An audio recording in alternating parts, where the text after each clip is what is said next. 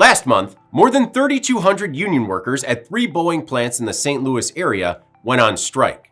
The employees, who make U.S. fighter jets and advanced weapons systems, rejected a, quote, landmark contract. The deal reportedly gave workers a 40% bump over the next 4 years, as well as better medical benefits, pensions, overtime, and work-life balance.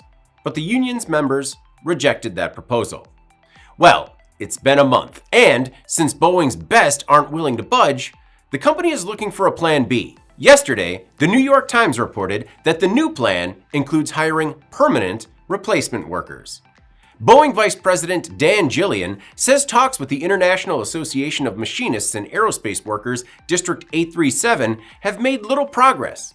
Not only are they not getting closer to terms, but rather, they're drifting further apart. As the union issues demands for, quote, more of everything, Gillian says they also aren't specific about what it will take to end the strike after rejecting a proposal that was called a, quote, landmark agreement. So, Boeing is moving forward with its, quote, contingency plan, which includes adding permanent replacement staff for manufacturing roles.